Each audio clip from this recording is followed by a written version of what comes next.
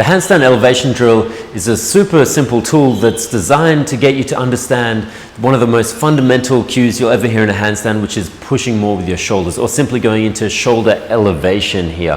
This is the first and foremost thing we need to do when we're thinking about not only any drill on the wall, but anything freestanding as well, because just like our hands become our feet, our shoulders become our pelvis, and if this area is not stable and strong and we're not pushing as much as we can, then we're going to have a really hard time manipulating our center of mass, but also staying stable enough to throw our legs around and create different shapes. So you can do this sitting down, kneeling down, that's totally up to you. The main thing is the shoulders. Now I like to use a stick because I can create a bit of tension with that. I can grip hard and I can kind of force it a little bit. But from here, all we're going to do is this. I'm going to actually flip around, show you from the back so you get a better idea. But as I mentioned, we're focusing on elevation of the scapula. So we're going to do that, except with our arms straight overhead. Now, if you're more mobile, you can have the hands closer together, kind of shoulder width apart. If you're less mobile, feel free to take them wide enough so that you can actually get this elevation happening, but also the stick in line with the hands. I'll make this more clear in a sec, yeah? But more mobile here, less mobile here.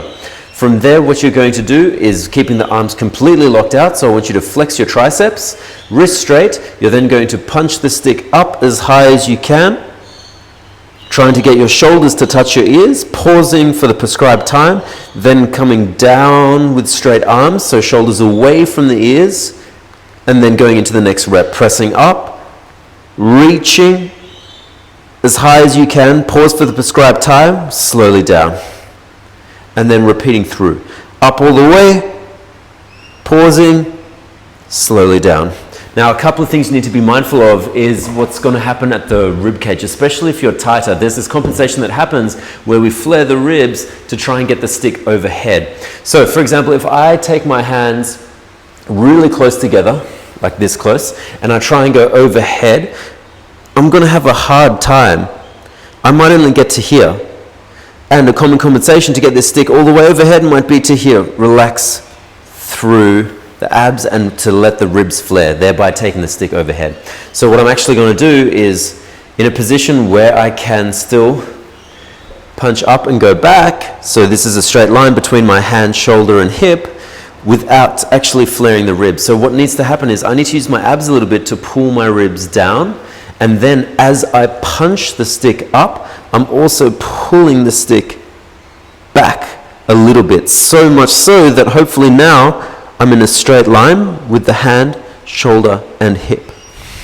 So those are the two things that you need to be mindful of. One is obviously being able to elevate as high as you can, and then the second thing is being able to manipulate your rib cage and making sure that the ribs stay stacked on top of the hips. Yeah.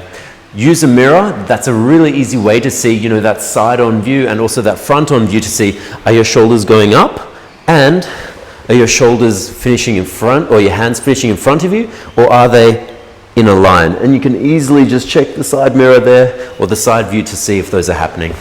And that is the handstand elevation drill. Nail this one and slowly you'll be able to see that improve your shape, but also just understand what we're trying to do in a handstand. Happy handstanding.